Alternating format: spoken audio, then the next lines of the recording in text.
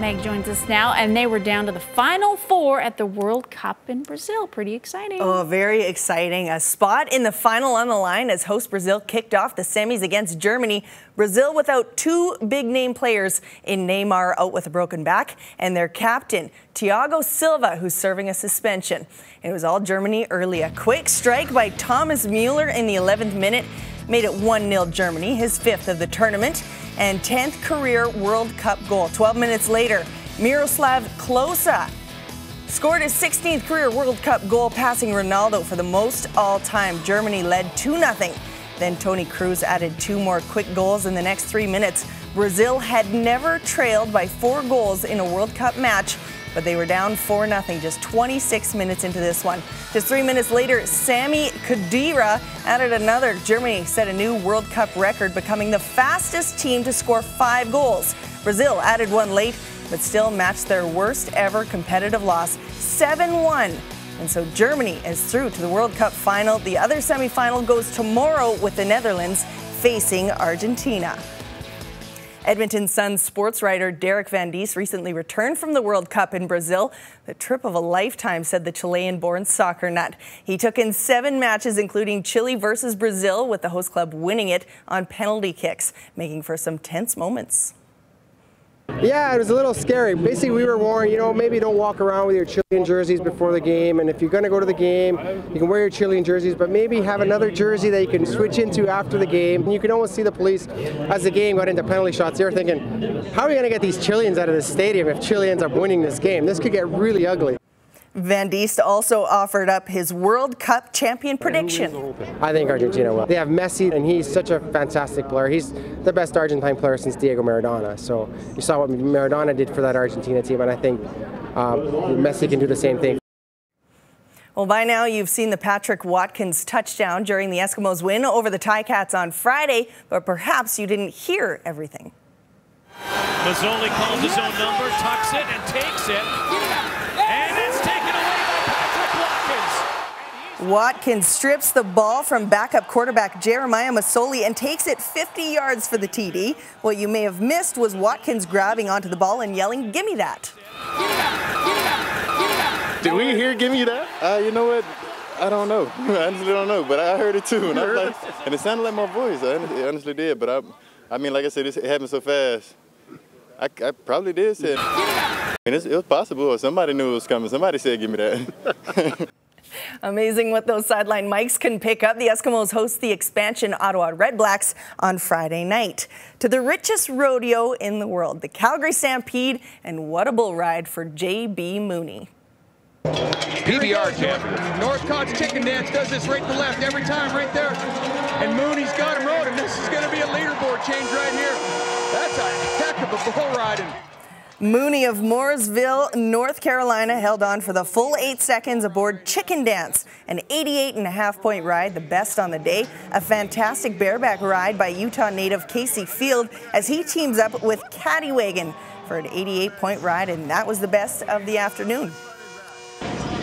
Wayne Knight and Weatherford is covering some ground in 2 nights. And he's got the little grizzly, Mike Biggin, clawing at him from the outside. Fastest round for the Chucks was Wayne Knight at 1:10.42, just 0.23 seconds faster than the closest competitor. Well, the Blue Jays continue their road trip, Game 3 of 4 against the Angels. Toronto has lost the last 5 straight games, and they're threatening with a pair on in the first. With Jose Bautista at bat, the Jays call for a double steal. Steve Tolleson thrown out at third. Then Bautista fouls out, leaving a runner in scoring position on base. Bautista showing a little bit of frustration after that pop-up. Top of 5. Jose Reyes smacks an RBI single to right center. Toronto takes the lead. Now back to Bautista. He's hitless in his last 2 games, and he lines out in the bottom of the 6th. Takes out even more frustration. In the 7th, it's Reyes taking it to deep left. Toronto finally gets a win. 4-0 the final. Yankees and Indians, Masahiro Tanaka, the first Yankee rookie pitcher to earn an all-star nod, since 1947, leads the majors with 12 wins, off to an early 2-0 lead. Fellow All-Star Michael Brantley doubles to bring in a run, the 7th first-run inning allowed by Tanaka. But he's 10-0 when facing a team for the first time whiffs Nick Swisher and David Murphy. Tanaka with 5 outs through 4. The Tribe's down 3-2 in the 6th. Tanaka leaves a slider over the plate for Swisher. The 2-run shot clears the wall, just the 3rd multi-run homer he's given up. 4-3 Cleveland. Indians win it 5-3. The Edmonton Prospects were on the road tonight in Okotoks for a solo game against the Dogs before heading back to Lethbridge. Okotoks pitcher Chris Sievers had 11 strikeouts in the 8-0 win. Prospects face the Bulls tomorrow. The 7th annual ITF Under-18 tennis tournament is underway. 6th-seeded local Jenna Chang facing Juliette Zhang in the 2nd round. Chang, down early break in the first set, comes up with a forehand winner. She would break back and trail 2-1. And we actually featured Chang a few weeks ago, now tied at 2 in the opening set. A lengthy exchange here before she fires the forehand into the net. Back on the serve. In the first set, Zhang on the run. Chang puts the forehand into the corner that Zhang can't handle. Chang would hold and break for a 4-3 lead. Jenna Chang would go on to take the set 6-3 en route to a straight sets victory. An extreme runner from Sherwood Park is back home after putting his body and mind through a grueling 66-hour race without sleep.